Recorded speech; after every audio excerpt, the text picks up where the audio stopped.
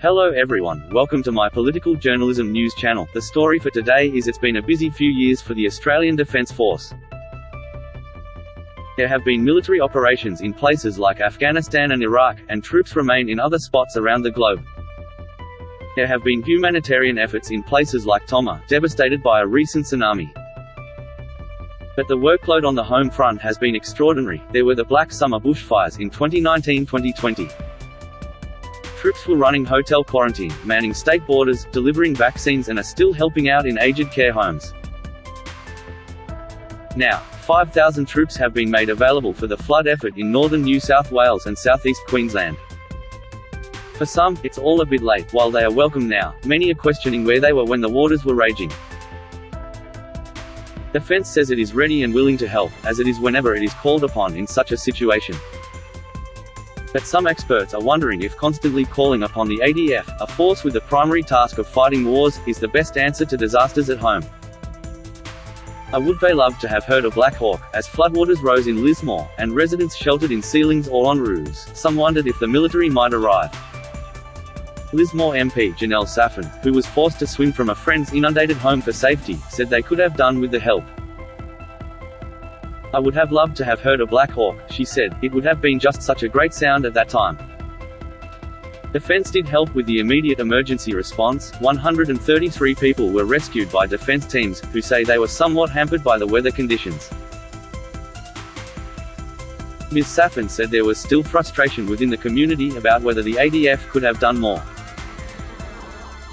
The community wanted the ADF here faster, she said, and look, they were here, but they wanted them here immediately, because they know they've got choppers, they've got these capabilities.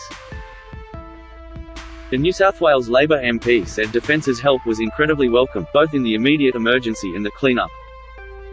Ms. Saffin said frustration continued as the waters receded when it was not immediately clear exactly what the ADF was able to do. Communicate to people so that we understand exactly what they are doing, Ms. Saffin said. We can then have our expectations in order. The ADF's presence is building as the cleanup effort grows. As of Monday, there were 637 ADF troops in northern New South Wales, and 1,358 in southeast Queensland. That will grow to around 5,000 as roads reopen, and crews and equipment can access more areas. Assistance is coming from abroad too. 2 Singaporean Chinook helicopters, which were already in Australia, are helping out. Singapore is also sending over a relief package with tents, blankets, meals and medical supplies. A natural fit for disasters, the ADF has a long history of helping out when disaster strikes. It played an enormous role during the Black Summer bushfires, in everything from logistics and air support, to evacuations, search and rescue and even catering.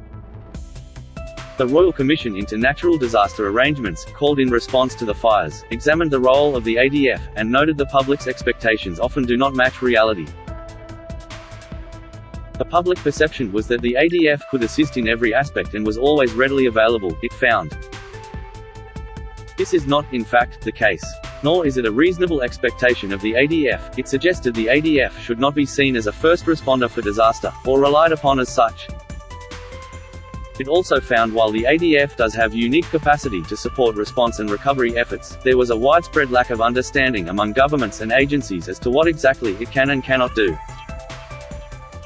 Defence itself argues it is well prepared and well placed to respond to events like the current floods.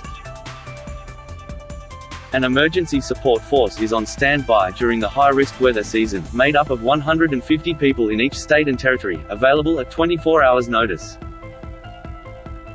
And there are well-known and well-used protocols for state governments, who have the primary task of disaster response, to call on the ADF for help when their capacity is stretched.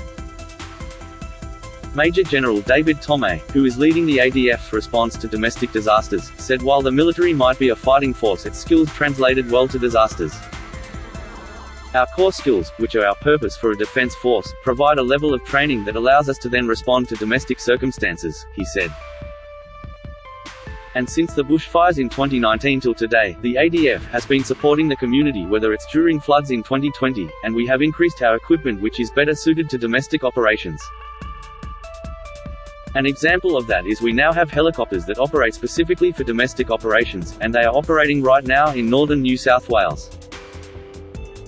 Fighting on too many fronts, military expert Michael Shoebridge, from the Australian Strategic Policy Institute, agrees the ADF is very good at responding to disasters. But he questions if that is becoming somewhat to its detriment, particularly as the global strategic situation is increasingly tense. Defense has had to do all of these things, while deterring aggression in our region, and investing to build the kind of defense capability to deal with that strategic environment, he said. And the problem is defense being torn in two, because it's meeting these concurrent demands. But in meeting them, it's undercutting its war-fighting capability. Defense is often tasked with repurposing military assets, and combat skill sets, for domestic disasters. Mr. Shoebridge said that approach had worked for a long time, but might not work forever.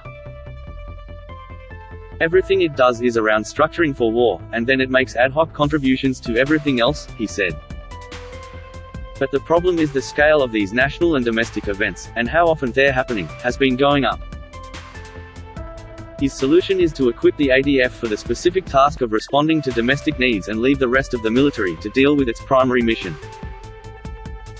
A dedicated unit could handle disasters at home, and be deployed for humanitarian and relief missions abroad. The answer for defense is to structure accordingly, and not see these domestic and regional assistance tasks as ad hoc things that happen just from time to time, and can be made out of the force that's built for war.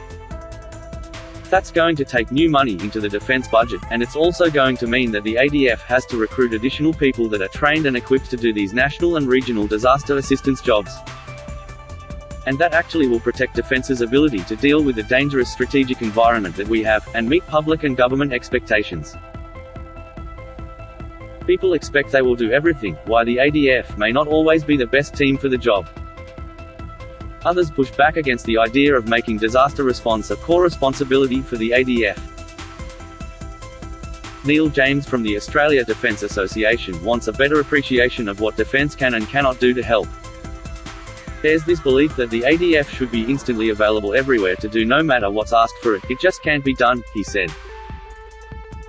Particularly considering that a large part of the field element of the Army is based in Northern Australia, away from where most Australians live. And a lot of the criticism hasn't taken that into account. Why has it taken so long to deploy? Well, it's because they're a long way away. Mr. James is critical of the idea of setting up a dedicated ADF unit for disaster response, arguing a better solution is to invest more in existing emergency response agencies.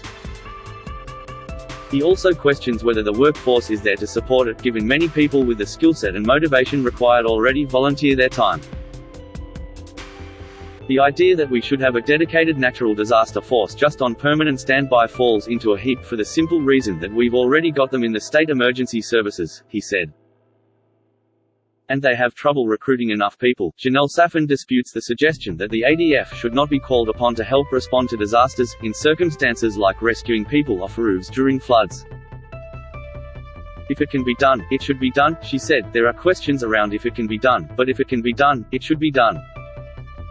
That is all for Today News. Thank you for watching to my channel. Please be sure to leave your comment and subscribe below for more.